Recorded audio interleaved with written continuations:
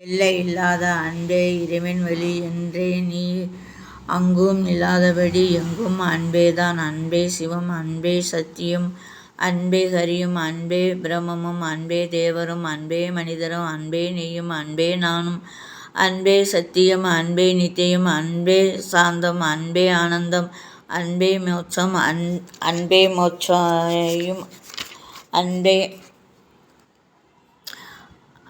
அன்பே பிரம்மம், அன்பே அனைத்தும் என்றாய். அன்பே இல்லாத இடம் எங்கும் அங்கும் இல்லை என்றாய். அன்பு நிறைந்த அன்பே என் குருநாதா, அன்பே உரைக்கும் அருள் பெரும் குருநாதா.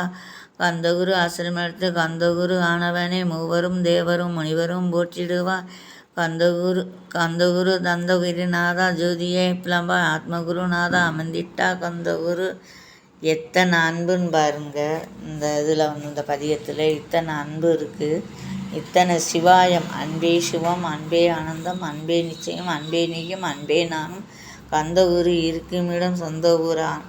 பாருங்கள், இவ்வளவுலாம் இருக்குது. நம்ம வாழ்க்கையில் எப்படி வாழணும் அப்படின்றதுல எல்லா புஸ்தகத்துலேயும், அதாவது அந்த காலத்தில் இருந்து இந்த கந்தசஷ்டி கவசத்தில் இருந்து எல்லா ஆன்மீகத்துகளில் எல்லாரும் உணர்த்திருக்காங்க. நம்ம அதை உணர்ந்து புரிஞ்சு நம்ம வாழ்க்கையில் நடந்தால் நல்வழியே நடக்கும், நல்லதே கிட்டும். அன்பே சிவம், அன்பே நானும், அன்பும் நீயும். ஓம் முருகா போற்றி போற்றி, போற்றி போற்றி, முருகா போற்றி.